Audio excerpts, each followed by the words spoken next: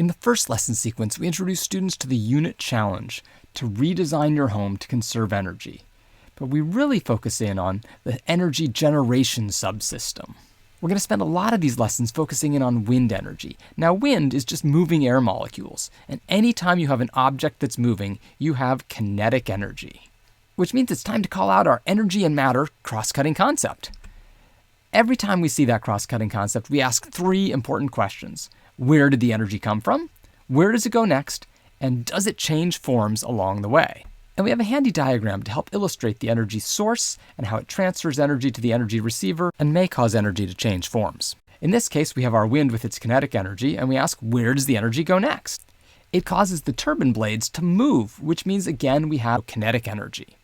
When students design their own wind turbine during the design challenge in these lessons, we invoke a new cross-cutting concept, structure and function, which begs us to ask, which shaped blade has the function of converting energy most efficiently? But a wind turbine doesn't stop there. We continue to ask, where does the energy go next? In their activity, the turbine lifts up paper clips, which have kinetic energy as they move and gravitational potential energy as they go up. But we want to tie back to real life with wind turbines. Where does the energy go next? Students learn about how the blades turn a generator, which changes the energy form into electricity. Hopefully you can see how the cross-cutting concepts scaffolded by our energy source receiver diagrams can help get us thinking in detail about how energy comes into our houses. Let's now look at the lesson sequence that gets us there. In lesson 2.1, we ask, what do we know about energy in our homes?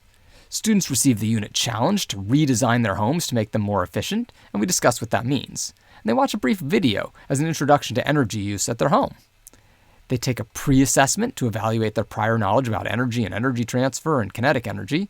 And then we switch back our focus from energy use to energy production. Students watch Carbon Combat, and the video highlights different fossil fuel energy sources and ideas for replacing them with renewable energy sources. In lesson 2, students review the unit pre-assessment, and we begin to address some misconceptions. Students continue the discussion of the Carbon Combat video, focusing in on the alternative forms of energy, including wind, water, and solar. And they discuss the cause and effect relationships between what is the source for the energy and its impact on the environment. And they discuss the importance of taking action. Then students study the unit roadmap and think about the home as a system made up of 3 subsystems: the energy generation, energy use, and home design. These subsystems provide the organization for all the rest of the lessons in the unit. And students also learn about the concept of a zero-energy home. That's one that generates as much renewable energy as it uses.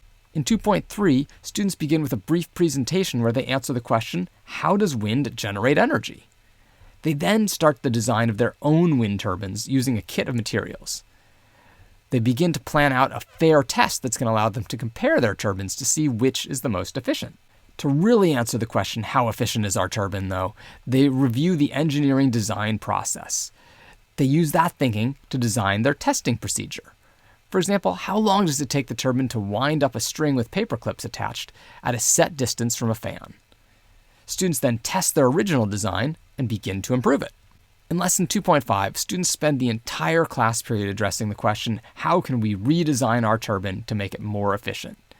They perform tests and record data, and they create bar graphs to display the results. In the next lesson, they prepare to present their design process and their final design. They ensure that they have graphs showing the results of their original version and the redesign. And then the teams showcase their designs, and the winning team earns a certificate. The class then revisits the unit roadmap to connect the wind turbine challenge with the zero-energy home. They discuss the pros and cons of wind energy generation.